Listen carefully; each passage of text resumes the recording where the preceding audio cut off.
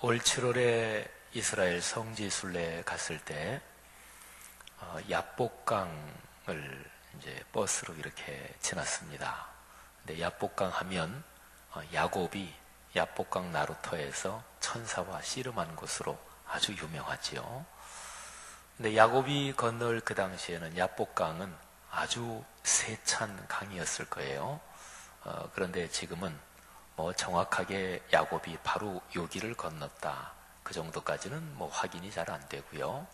또 지형이나 그동안 수량도 많이 바뀌어서 그냥 작은 시내처럼 됐습니다만은, 근데 거기를 잠깐 버스가 정차했고 그리고 이렇게 지나는데, 계속 버스를 타고 가면서 조금 전에 봤던, 지금은 작은 시내지만 옛날에 야곱이 거기에서 22년 동안의 타향살이 생활을 마치고 그리고 거기에서 천사와 씨름했던 그게 자꾸만 제 머리를 잡아당겼습니다. 그러면서 제 마음속에 그런 질문이 들었어요. 야곱 그분한테 질문하는 거지요. 무엇을 찾아서 그렇게 타향살이 20년 넘는 타향살이 생활을 하셨나요? 그리고 20년 넘는 타향살이 생활 가운데 많은 재물을 모았고 또 부인들 그리고 자녀들이 많았는데, 그 많은 재물 또는 이른바 성공해서 고향으로 돌아오던 길에 당신이 모았던 재물이 아무런 쓸모도 없고 당신의 가족 자녀들도 아무런 쓸모도 없고 형 에서의 손에 죽을지 모른다, 이런 두려움 앞에서 재산도 건너보내고 종들도 건너보내고 부인들 자식들도 몽땅 다 강을 건너보내고 강 이쪽 편에 혼자 남아서 당신은 무슨 생각을 하셨습니까? 20년 타향살이 생활을 어떻게 돌아보셨습니까? 버스를 타고 한동안 가면서 계속 그 생각을 했어요. 여러분, 사람은 기본적으로 무엇을 찾아 또는 무엇을 추구하며 삽니다. 그렇죠? 나는 아무것도 바라는 게 없어요. 그런 사람은 사실은 살아있으나 죽었다고 볼 수도 있을 것입니다. 무엇이든, 나쁜 것까지 포함해서, 나쁜 거든 좋은 거든 정신적인 것이든 또는 돈이든 어떤 것이든지 간에 사람은 기본적으로 살아있다 하는 것이 무엇을 추구하며 무엇을 찾아서 사는 거예요. 저는 그런 생각을 했던 거죠. 야곱, 당신은 무엇을 찾아 그렇게 20여 년 넘는 험한 타향살이 생활을 하셨고, 그리고 여기 야복강 나루터에서 당신은 또 무엇을 찾으며 천사와 씨름했습니까? 야곱은요, 천사와 씨름할 때 맨 마지막에 천사가 이제 나 좀 놔라, 나 가야 되겠다 그러는데도 야곱은 천사를 놓지 않았습니다. 그러면서 생사를 걸고 천사한테 한 가지를 구했습니다. 나 복 주시오. 안 그러면 나 못 넣습니다. 천사가 하도 야곱이 자기를 안 놓으니까 아주 심하게 야곱을 쳐가지고 이 엉치 쪽에 있는 환도 뼈가 부러집니다. 그런데도 놓지 않습니다. 나는 어차피 당신이 나를 축복하지 않으면 나는 강 건너면 어차피 내 형 에서의 손에 죽습니다.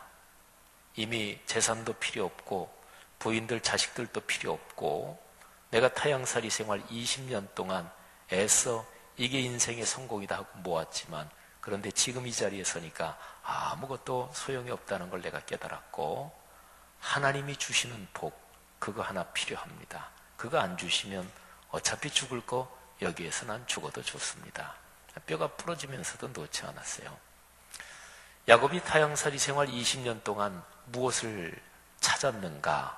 무엇을 찾아 그렇게 험한 인생길을 걸었던가? 그것은 하나님이 주시는 복은 적어도 아니었습니다. 야곱은 자기 개인의 야망이 있었고요. 그래서 이렇게 저렇게 추구하고 그리고 자기가 목표한 거를 많이도 얻었지요. 그런데 삶의 중요한 국면에서 자기에게 진정으로 필요한 것은 복이라는 것을 알았어요. 하나님이 주시는 복. 사랑하시는 여러분은 어떠십니까? 여기에 계신 분들이 인생의 나이, 걸어오신 인생의 시간이 각각 다르실 것입니다. 연세 많으신 어르신도 있고 또 비교적 상당히 젊은 분도 계실 것입니다. 근데 무엇을 찾아서 삶의 길을 걷고 계시고 또 여기까지 오셨습니까? 여러분이 지금까지 걸어오신 삶의 길에서 여러분이 찾으려고 한 것, 그거를 지금 이 시점에서 중간 결산해 보면 좀 어느 정도 찾으셨나요? 아니면 이런 것도 있어요. 내가 찾으려고 했던 것은 못 찾고 내가 생각하지 못했던 다른 걸 찾았다. 생각하진 못했는데 이게 더 좋았다. 이런 것도 있을 수가 있습니다. 여러분, 시편은 성경 전체에서 그 위치가 아주 독특합니다. 기독교 2000년 역사에서 신앙을 가장 깊게 신앙의 자리에 들어가신 분이 공통적으로 가장 많이 읽고 기도드렸던 것이 바로 시편이에요. 그래서 시편은 150편으로 되어 있는데 이 150편 전체를 수도자들의 전통에 의하면 수도자들은 시편 150편을 일주일에 한 번씩 낭송을 했습니다. 그래서 1년이면 52번을 낭송하는 거죠. 낭송 정도가 아니라 그분들은 시편은 150편은 다 그냥 통째로 외웠습니다. 지난 주간에 어떤 교회 성도님을 한 분 이렇게 상담을 하면서 이런저런 어려움을 얘기하시길래 제가 이런 권면을 드렸습니다. 집사님, 시편을 아침 저녁으로 몇 장이 되든지 간에 이렇게 소리내서 차분하게 내용을 생각하면서 읽으시고 그리고 나서 그 내용에서 다가온 걸 붙들고 기도하십시오. 아침 저녁으로 그렇게 하십시오. 마음에 평화가 오고 웬만한 고민들은 다 사라집니다. 시편은 실제로 그렇습니다. 66권 하나님의 말씀이 하나님이 우리에게 내려주시는 거잖아요. 근데 시편만은 독특합니다. 사람이 하나님께 올리는 간구요, 찬양이요, 탄식이요, 경배요, 사람이 하나님께 올리는 것입니다. 그런데요, 시편 1편 1절은 이렇게 시작합니다. 복 있는 사람은. 시편 150편의 주제가 복이에요.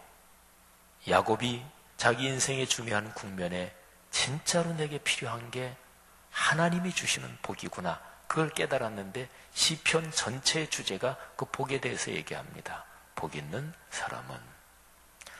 시편이 150편까지 있는데 150편 맨 마지막 절 6절은 이렇게 기록합니다. 호흡이 있는 자마다 여호와를 찬양할지어다. 할렐루야. 여러분, 할렐루야, 이 히브리어가 이게 야훼 여호와를 말해요. 그리고 할렐루, 이거는 명령하는 거예요. 찬양하라. 하나님을, 여호와를 찬양하라. 예배를 다른 말로 표현하면 하나님을 찬양한다, 경배한다, 송축한다, 그거예요. 그러면 시편 제일 처음하고 제일 마지막을 한번 연결시켜 보십시오. 하나님이 복을 주시는 사람 또는 복을 받은 사람은, 그 사람은 뭐 하는 사람인가요? 예배가 뭔지를 아는 사람이에요. 예배하며 사는 사람이에요. 예배를 통해 하나님을 만나고 하나님의 축복을 받는 사람입니다. 그런 복이 있기를 축원합니다. 여러분, 그런데 시편 안에서 아주 특이한 시편이 두 개가 있어요. 시편 119편 제일 길어요. 176절까지나 있어요. 근데 시편 119편은 주제가 율법, 곧 하나님의 말씀이에요. 자, 그 다음에 시편 중에서 아주 독특한 시편이 또 하나 있어요. 136편인데 1절만 제가 읽어볼게요. 여호와께 감사하라. 그는 선하시며 그 인자하심이 영원하미로다. 자, 두세 절 더 읽을 테니까 들어보십시오. 이게 왜 독특한가 한번 생각해 보세요. 신들 중에 뛰어난 하나님께 감사하라. 그 인자하심이 영원하미로다. 주들 중에 뛰어난 주께 감사하라. 그 인자하심이 영원하미로다. 중간 건너가지고 아무데나 한번 읽어볼까요? 애굽의 장자를 치신 이에게 감사하라. 그 인자하심이 영원하미로다. 26절까지 되어 있는데 뒤는 다 계속해서 똑같은 게 반복해요. 감사하라. 그는 선하시며 그 인자하심이 영원하미로다. 감사하라. 그 인자하심이 영원하미로다. 감사하라. 그 인자하심이 영원하미로다. 시편 136편은 1절부터 26절까지 계속해서 뒤에 같은 후렴구가 반복됩니다. 하나님께 감사하라. 그분은 인자하심, 사랑하심, 자비하심이 영원한 분이시다. 시편 중에서 제일 독특한 시편 119편은 하나님의 말씀에 대해서 이야기를 하고 있습니다. 시편 1편의 주제가 복 있는 사람인데, 복 있는 사람은 누구예요? 여호와의 율법, 하나님의 말씀을 주야로 묵상한다고 했습니다. 그리고 136편은 하나님께 감사하라. 여러분, 감사, 찬양, 송축, 이게 하나님께 예배하는 거거든요. 자, 시편의 전체적인 구조가 머리에 대강 들어오나요? 자, 시편을 이런 각도에서 보면 시편 100편 4절은 아주 중요합니다. 제가 읽어드릴 테니까 아주 잘 들어보십시오. 감사함으로 그의 문에 들어가며 찬송함으로 그의 궁정에 들어가서 그에게 감사하며 그의 이름을 송축할지어다. 아멘. 여러분, 목사로 살아가는 게, 목사로 목회하면서 이런저런 어려움이 있을 때도 많이 있거든요. 특히 인간관계가 복잡하게 될 때도 많고, 목사로 살아가면서 하나님이 목사에게 주신 소명과 또 목사에게 주신 말씀 사역의 이 근본은 너무나 영광스러운 것입니다.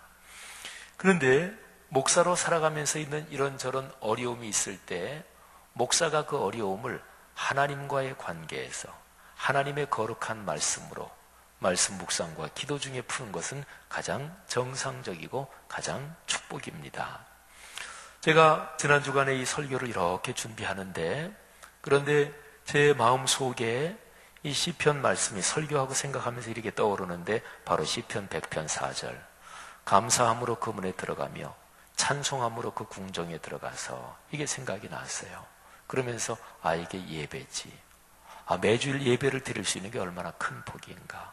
근데 이거를 묵상하는데 이런저런 상황들, 쉽지 않은 상황들, 이게 이렇게 묵상하는데 그냥 다 뭐가 샥 씻겨 내려가는 듯이, 이게 속이 불편했다가 속이 쭉 이게 편안해지는 거 아시지요? 안개가 끼었다가 해가 이렇게 떠오르면 이게 쫙 안개가 없어지는 거, 그런 거 한번 상상해 보세요. 그렇게 제 마음속에 기쁨이 차오르는 거예요. 하늘의 평화가 쫙 내리는 걸 느꼈어요. 그렇지, 이게 얼마나 큰 축복인가. 여러분에게 묻겠습니다. 오늘 여기 교회당에 들어오시면서 감사한 마음이 어느 정도 계셨습니까?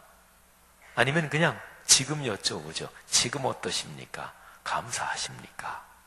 물론 예배 드리러 와서, 주일 일부 예배 드리러 와서 이렇게 앉아 있으면서 목사님, 난 지금 상당히 불쾌하고 상당히 지금 심통이 나 있어요, 뭐 이러는 사람은 별로 없겠지만, 그런데 어쨌든 지금 여러분의 심정에 감사가 막 차오르고 너무나 고맙고 예배의 자리에 앉아 있는 게 행복하고 그러십니까?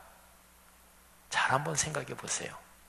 성경은 말하기를 하나님의 집을 뭐라고 얘기하냐면 그 문이 감사의 문이래요. 그러니까 감사함으로 그 문에 들어가는 거예요.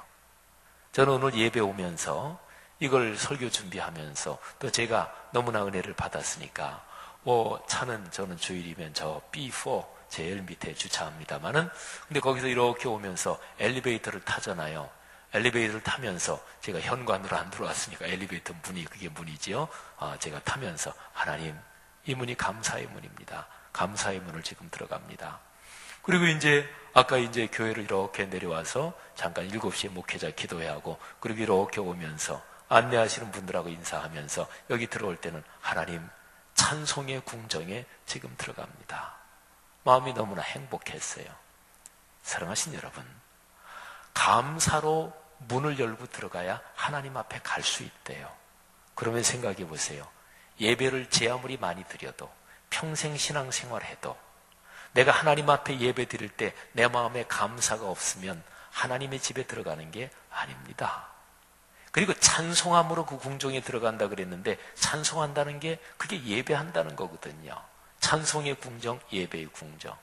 그래서 시편 100편 4절은 감사함으로 그 문을 열고 들어가고, 그리고 찬송함으로 예배의 궁전에 들어가는 거예요. 그래서 그에게 감사하며 그 이름을 송축할지어다. 하나님께 올려드리는 예물이 뭐예요? 그게 감사예요. 그게 송축이에요. 그러니까 헌금은 기본적으로 감사가 담겨야 헌금이에요.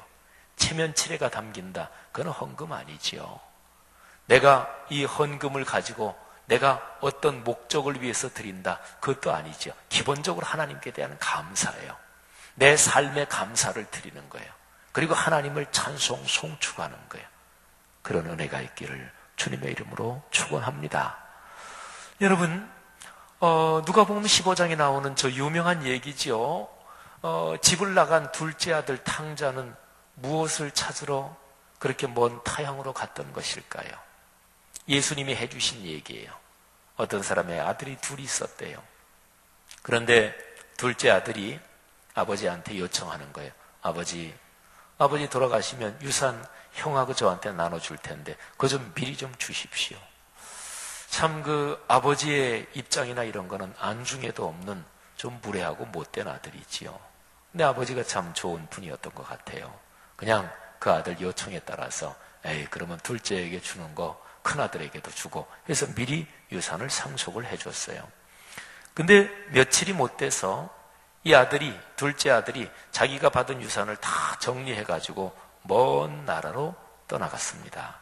여기 성경 말씀에 먼 나라, 이거는 바다 건너갔다, 이런 표현을 담고 있는 표현이기도 합니다. 그러니까 아예 아버지 집 고향을 떠났다, 이거를 강조하고 있어요. 먼 나라로 갔습니다. 거기서 허랑방탕하며 재산을 마음껏 쓰면서 살았습니다. 이 아들은 무엇을 찾으러 그렇게 자기 아버지 집도 버리고 고향도 버리고 바다 건너 먼 나라로 가서 자기가 받은 전 재산을 쓰면서 그렇게 살았을까요? 야곱은 무엇 때문에 20년 타향살이 생활을 그렇게 험한 길을 걸으면서 애를 썼을까요? 그리고 이 둘째 아들은 무엇을 찾아 그렇게 집을 떠났던가요? 그런데요, 그 둘째 아들이 실제로 뭘 찾았습니까? 오늘 성경 말씀을 보면 가지고 있는 재산이 다 허비됐어요. 이제 없었어요. 게다가 그 나라에 흉년까지 들었어요. 이제는 먹을 것 자체가 궁핍해졌습니다. 그래서 그 나라에 사는 어떤 사람, 일꾼으로 들어갑니다. 근데 그 주인이 들에 돼지를 치게 합니다. 먹을 게 너무나 없어서 돼지가 먹는 돼지 먹이, 쥐염 열매를 좀 그거라도 배불리 먹고 싶은데 그것마저도 되지 않았습니다. 여러분, 이 이야기에서 돼지라는 이 짐승이 출현하는데 이건 특별히 중요한 거예요. 이스라엘 백성은 돼지를 부정한 짐승으로 여겼습니다. 돼지고기는 먹지 않아요. 그러니까 오늘 여기에서 둘째 아들이 먼 나라로 가서 돼지를 쳤다. 그런데 돼지 먹이라도 배불리 먹었으면 좋겠는데 그것조차도 못 먹는다. 이거는 가장 최악의 상태로 떨어졌다. 이제 그거를 말하는 거예요. 둘째 아들이 그거 찾으러 간 것은 아니었을 거예요. 그죠? 나는 돼지하고 같이 사는 게 내 인생의 목표고 나는 그거를 찾으러 아버지의 집을 떠난다. 절대로 그랬을 리는 없겠죠. 둘째 아들은 뭐를 찾으려고 했던 것일까요? 성경에 자세하게 나오진 않지만 자기 인생에서 자기 권리, 자기 욕망, 자기 향락, 그리고 자기 성취, 하여튼 자기가 생각하는 자아 성취를 찾아서 이거를 위해서는 아버지도 상관없었습니다. 형도 상관없었습니다. 고향집도 상관없었습니다. 매몰차게 다 끊고 말하자면 자기가 원하는 자기 성취를 찾아서 둘째 아들은 집을 떠났습니다. 그런데 그에게 돌아온 것은 자기 성취가 아니었고 그는 최악의 상태로 떨어졌습니다. 자, 중요한 게 있습니다. 이 상황에서 이 둘째 아들이 이렇게 생각합니다. 17절이 무지무지하게 중요합니다. 이에 스스로 돌이켜. 자, 스스로 돌이켜요. 그러면서 이렇게 말합니다. 내 아버지에게는 양식이 풍족한 품꾼이 얼마나 많은가. 나는 여기서 굶어 죽는구나. 내 아버지 집에는 품꾼이지만, 종이지만 먹을 거를 마음대로 먹는 그런 종들, 품꾼들이 많은데 나는 아버지의 아들인데 여기서 굶어 죽는구나. 그렇게 자기 입으로 말을 해요. 그런데 여기에 한글 번역 성경에 이르되, 그러니까 둘째 아들이 스스로 말하는 거예요. 근데 이르되, 이 동사가 특별한 동사입니다. 그러니까 보통 사람이 말한다, 그런 동사하고는 조금 구별되는 동사예요. 그러니까 굉장히 의미심장하게 얘기한다, 그런 거예요. 그러니까 둘째가 거기서 비로소 깨달은 거예요. 자기가 지금까지 찾으러 왔던 그게 잘못된 방향이었다, 그걸 깨닫고 그거를 자기 입으로 고백하는 거예요. 그런데 오늘 본문에서 가장 중요한 게 있습니다. 스스로 돌이켜, 요 표현입니다. 우리말로는 아주 자연스럽게 번역이 참 잘 됐어요. 스스로 돌이켰다. 근데 이거를 원어를 보면 아주 의미심장합니다. 이게 무슨 뜻이냐면 그는 자기 자신에게로 들어갔다, 이런 뜻이에요. 영어 성경에서 원문을 잘 살려가지고 직역 중심으로 번역한 그런 게 이제 학문적인 성경 번역에서 중요한데, 그게 킹 제임스 버전인데 스스로 돌이켜라는 말을 이렇게 번역해놨어요. And he came to himself. 그러니까 둘째 아들은 자기 자신에게로 들어갔다, 자기에게로 왔다, 이런 뜻이에요. 독일어 성경도 마찬가지고 이거를 조금 의역을 하면 이런 뜻이에요. 이 둘째 아들이 자기 자신의 이성을 찾았다, 자기 자신이 깨달았다, 잘못된 거를 깨달았다, 이런 뜻이에요. 그래서 영어 성경 NIV에 보면 When he came to his senses, 그러니까 센스가 돌아왔다, 제정신이 돌아왔다, 이런 뜻이에요. 근데 원어로 직역하면 이 둘째 아들은 자기 자신 속으로 걸어 들어갔어요. 헬라어 원어에서는 어디로 방향을 얘기하는 에이스라는, 영어로 말하면 to인데 더 정확하게 번역하면 into, 이렇게 번역해야 정확해요. 이 둘째 아들은 어디 속으로 어디 방향으로 갔어요, 자기가. 근데 누구에게로 갔냐면 자기 자신에게로. 헬라어로 에아우톤, 자기 자신에게로 이 둘째 아들이 비로소 걸어 들어갔습니다. 그전에는 이 둘째 아들은 자기 자신이 뭔지를 몰랐어요. 자기 자신이 뭘 찾고 있는지도 몰랐어요. 아니, 자기가 뭔지를 모르니까 자기가 뭐를 찾고 있는 것도 모를 수밖에 없지요.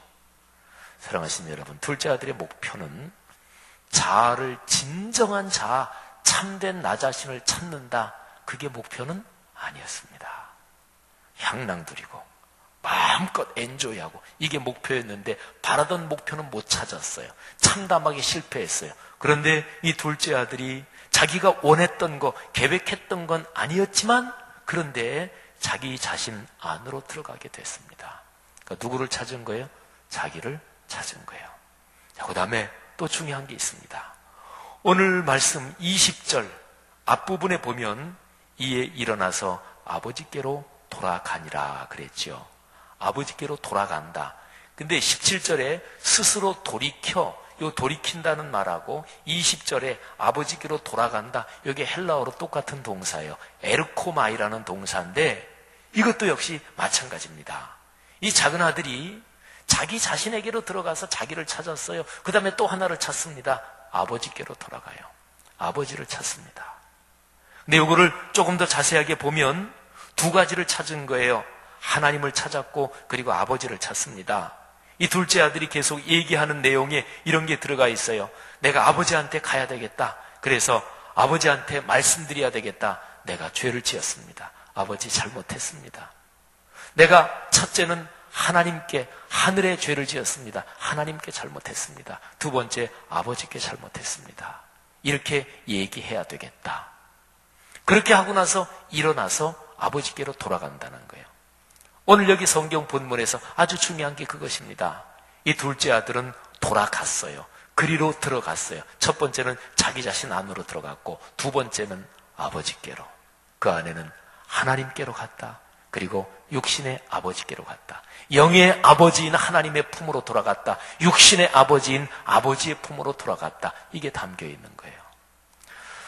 제가 이 설교를 준비하면서 제 자신이 걸어온 삶을 또 생각을 해봤습니다. 목사는 근본적으로 성경에 근거해서 설교합니다. 그래서 20대 후반의 젊은 목사가 목회해도 그거는 하나님의 말씀이 선포되는 거예요. 성도 여러분들 중에서 예배 참석하면서 담임 목사가 설교하면 좀 더 괜찮은 것 같고 부목사님이 설교하면 어디 설교 한번 잘 하나 들어볼까 이러신 분이 계십니까? 전도사님이 앞에 마이크 잡고 쓰셔서 말씀을 전하면 이거 전도사 하면 목사보다는 한 수 낮은, 혹시 이런 느낌이 드시는 분이 있습니까? 자기 자신의 영혼에 대해서 아주 심각한 문제를 가지는 걸로 아시면 됩니다. 사랑하신 여러분, 모든 설교는 근본적으로 하나님의 말씀을 근거로 해서 말씀이 선포되는 것입니다. 선포되는 말씀에 겸허하게 듣고 여러분에게 복이 되기를 축복합니다. 그런데 그게 하나지만 설교자에게는, 우선 여러분에게는 해당되는 거 아니고 설교자에게는 아주 중요한 게 또 하나가 있습니다. 그 설교를 나 자신의 실존적인 고백과 연관해서 해야 돼요. 물론 설교할 때 늘 이 말씀이 나에겐 이렇습니다, 늘 그 얘기까지 다 할 수는 없어요. 또 다 하지 않아도 괜찮아요. 그런데 기본적으로 설교자는 그 말씀을 성도들에게 전하기 전에 그 말씀을 가지고 자기의 삶을 비춰봐야 돼요. 제가 오늘 이 말씀은 제 삶을 잠깐 비춰보면서 나는 무엇을 찾아 인생길을 열심히 걸었던가. 또 한 사람의 목사로서 자기의 공부가 끝날 즈음까지는 꽤 중요하잖아요. 한 30 중반 되기까지, 나는 독일 유학을 마칠 때까지 무엇을 찾아서 걸었던가. 제가 기본적으로 학위를 받고자 원했으니까 그거는 제가 찾았어요. 근데 모든 사람이 다 그렇지만 학위 받고 끝은 아니잖아요. 저는 원래 대학에 들어가서 티칭을 해야 되겠다, 이게 제가 바랐던 것이었습니다. 대학에도 교수로 여러 해 있기는 있었지만 지금 제가 선 자리는 제가 애초에 바랐던 그거는 못 찾은 거죠. 나는 평생 대학에서 티칭해야 되겠다.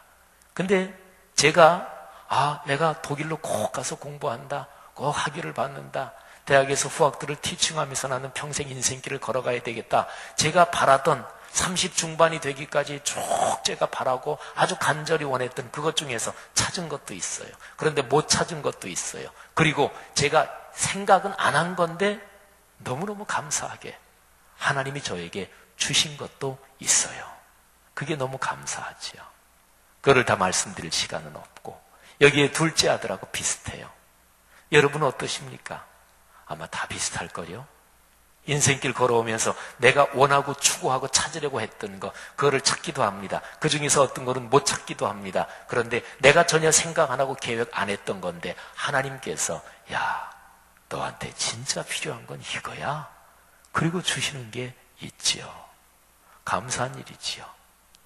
하나님을 찬양할 일입니다. 사랑하신 여러분, 저는 오늘 이 설교를 준비하면서 둘째 아들을 깊이 생각해 봤어요.